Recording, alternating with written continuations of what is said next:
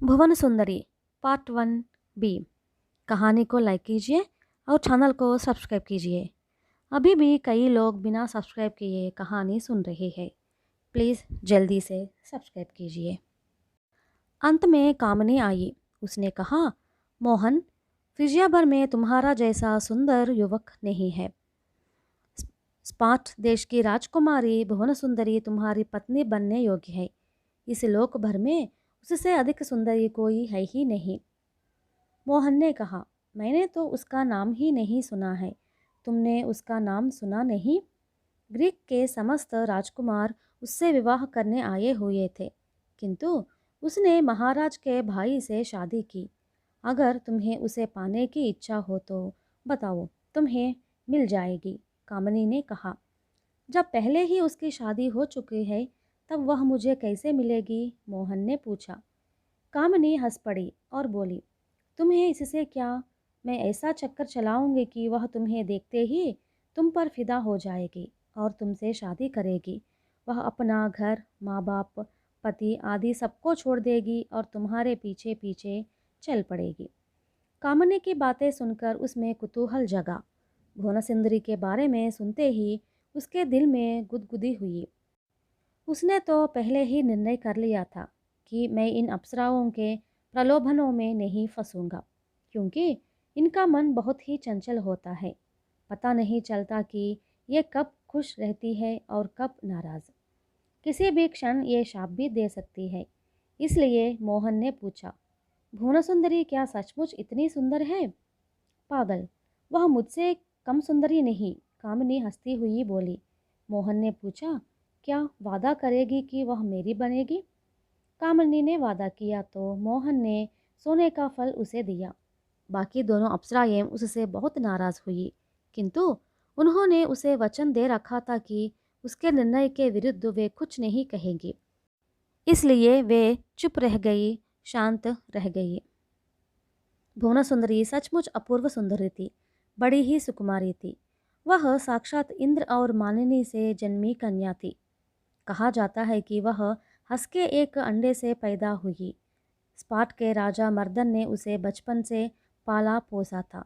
जब वह विवाह योग्य बनी तब ग्रीक के बहुत से राजकुमार उससे विवाह करने स्पार्टा आए। उस राज्य में आए हुए राजकुमार थे प्रताप, भुगत, रूपधर आदि। इनमें से एक रूपधर ही था जो खाली हाथ आया। बाकी सब बहुत ही मूल्यवान पुरस्कार ले आए। मर्दन के सम्मुख विषम समस्या उठ खड़ी हो गई। वह निर्णय नहीं कर पाया कि इनमें से भुवनसुंदरी का हाथ किसके हाथ दूं। किसी योग्य राजकुमार से विवाह के लिए अपनी सम्मति दी तो हो सकता है बाकी राजकुमार उससे लड़ पड़े। इसलिए उसने अपनी पुत्री की शादी किसी से नहीं की, किसी भी पुरस्कारों को स्वीकार नहीं किया। रूपधर ही एक ऐसा राजकुमार था जिसे पहले ही से मालूम हो गया था कि भुवनसुंदरी की शादी उससे नहीं होगी। वह मर्दन के पास गया और बोला, मैं जानता हूँ कि आप दुविधा में हैं। आप मेरी एक सहायता कीजिए। मैं आपको ऐसा उपाय बताऊंगा जिससे आप इस दुविधा से बच पाएंगे। बताओ, मैं तुम्हारी क्या मदद करूं? मेरी समस्या का परिष्कार कैसे ढूंढ पाओगे? राजा मर्दन ने पूछा। मर्दन को इस समस्या का परिष्कार तक्षण ही करना पड़ेगा। ऐसा न होने पर राजकुमार चुप नहीं बैठेंगे, उस पर विवाह के लिए दबाव डालेंगे। हो सकता है वे उसके विरुद्ध युद्ध की घोषणा भी कर दे। उनसे शत्रुता मोल लेने से उसका राज्य ही खतरे में पड़ जाएगा। जिस पुत्री के सुखमय दाम्पत्य जीवन की वह कल्पना कर रहा है, वह कल्पना मात्र बनकर रह जाएगी। इसलिए रूपधर की बातों में से उसे थोड़ी सांत्वना मिली। अपने भाई चंद्रदत्त की पुत्री पद्ममुखी का विवाह मुझसे कराने का वचन दीजिए।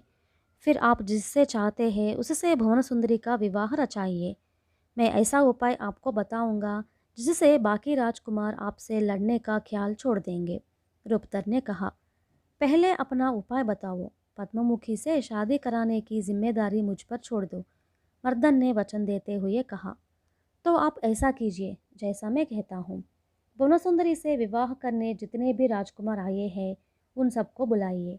सबसे शपथ दिलवाइए कि जिसकी शादी भुवनसुंदरी से होगी उस पर कोई विपत्ति आए उसकी जान खतरे में पड़ जाए तो बाकी सब उसकी रक्षा करेंगे और भुवन सुंदरी के पति की जान बचाएंगे। ऐसा करने से उसके विवाह का मार्ग खुल जाएगा और किसी प्रकार के लड़ाई झगड़े नहीं होंगे। रूपधर ने यूं अपना उपाय बताया। उसका उपाय मर्दन को अच्छा लगा।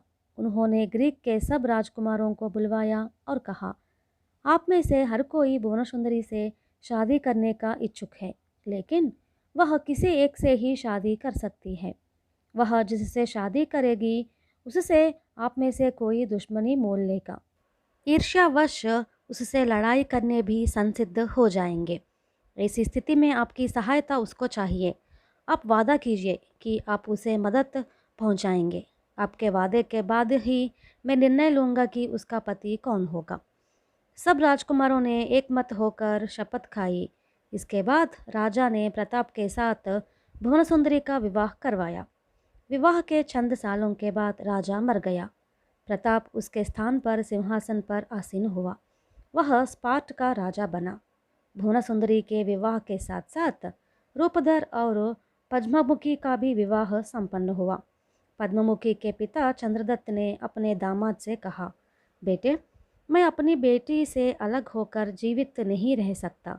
अच्छा होगा तुम भी स्पार्ट में रह जाओ।